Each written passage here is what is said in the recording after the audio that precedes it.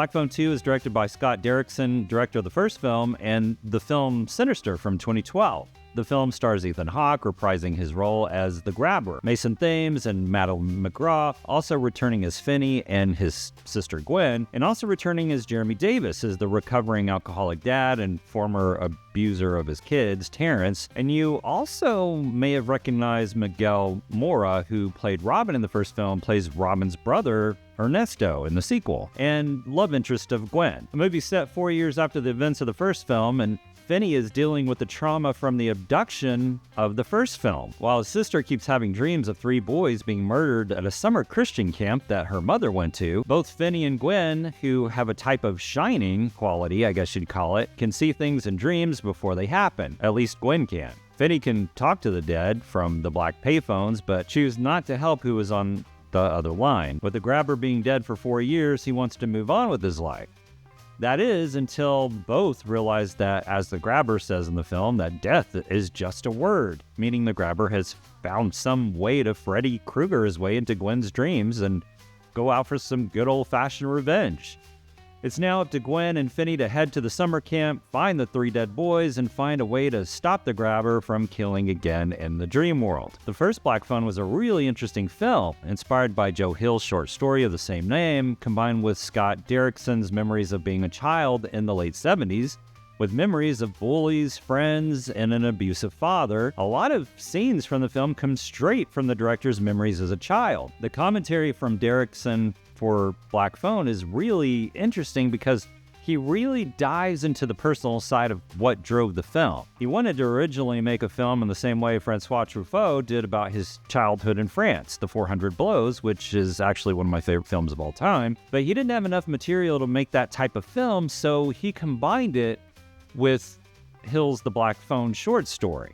And I think that's what makes the film so great. It feels very real and truthful when it comes to the story of Finn and Gwen. Sometimes a little bit too truthful, like the scene where Gwen is beaten by her father. It's really hard to watch because it feels so real, and McGraw's performance is incredible. Black Phone 2 has some of that, but I feel like it's reaching for that franchise status. It did pretty well at the box office, so the studio calls for a sequel, even though it wasn't supposed to have one. It happens all the time, and sometimes it ruins franchises. Just like the original Friday the 13th movie where the killer's Jason's mom, there wasn't supposed to be a sequel. The idea for that film and its sequel was to have the sequel be a completely different story.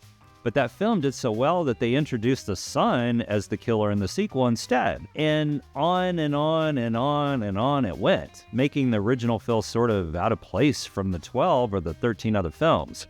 The idea for the one-off stories for the film franchise was actually made into a TV series of the same name, Friday the 13th, the series. I don't think they actually really knew where to go with a sequel after killing off the Grabber, so it became more of a homage to 80s horror classics like Nightmare on Elm Street, copying that he'll get you in your dream scenario, and Friday the 13th running from a killer at a camp on the lake.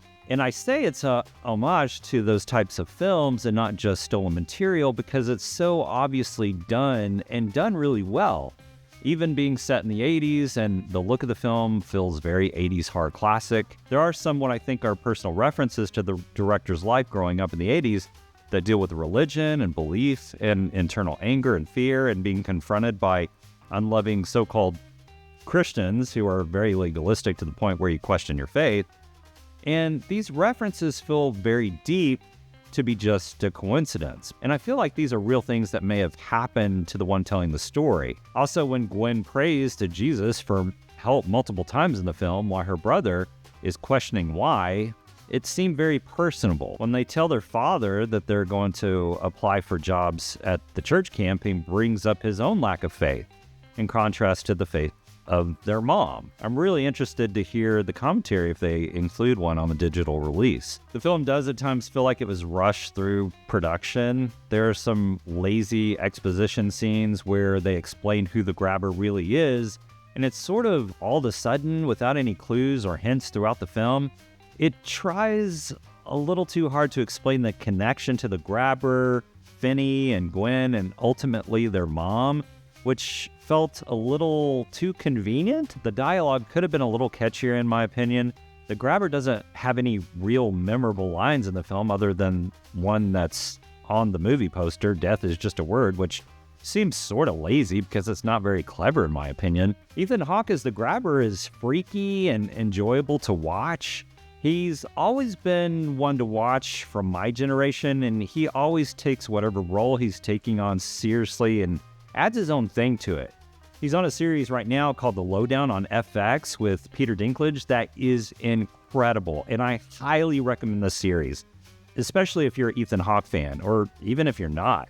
I'm already a huge fan of this show. It is fantastic. The film doesn't really deliver on the scares as much as it does on the uncomfortable gore. There are a lot of very graphic scenes of these 3 kids being murdered that Gwen experiences in her dreams that I felt was just a little too much for me to handle. And I didn't think the film needed it, honestly. It was just a little too much. I don't know if there's a reason for this, if it's just for shock value or an emotional response, but it's really aggressive. The look and the sound of the film is perfect. The clothes, the neighborhood, the music, all does a great job immersing you into this decade.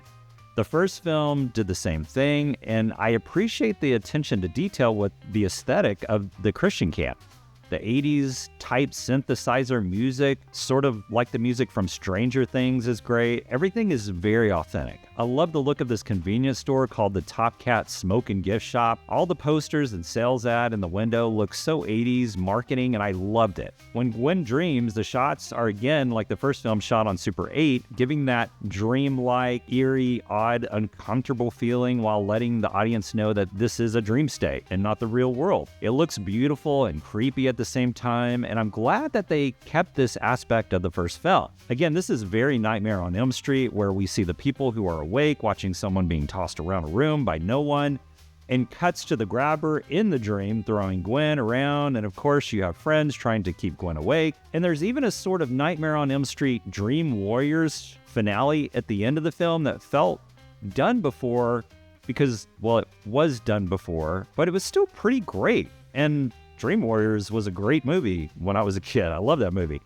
There's also a scene where 2 people are fighting the Grabber, but one is in the dream world and the other in the real world, that I thought was a little strange, just thinking of the reality of it all, which, yeah, I know reality has left the building at this point. The movie was an enjoyable film, but at the same time, it really didn't feel necessary, and at times it kind of feels like a quick money grab. The director does a great job trying to keep the feel of the first film, but at the same time, it feels like the producers and the studio may have had a lot of notes for this film. I think the director was really trying to do the best job he could in a forced sequel situation by the studio, if that makes any sense. Black Phone 2 is a fun and interesting homage to 80s horror, and it's a nice second film to the first. Even though I didn't need a backstory that tries to tie the Grabber and his family together, I enjoyed the majority of the film. It does feel like an easy film at times, and the director, who's trying to push in elements of his own life in a story that has already been told, feels forced at times. It's not a bad movie, but it is, in my opinion, an unnecessary film that doesn't make the original any better. I think the first film was great, it did the job, and it didn't need a sequel. I'm giving Black Phone 2 3 stars out of 5 for all these reasons. I enjoyed the film, but it's not a movie that I see myself really watching again. It's rated R for language, body violence, graphic images, and some scares.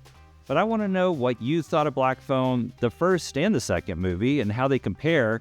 Thank you for subscribing to the channel. It really means so much. And as always, don't wait till it streams. Let's go to the theater and let's see it together.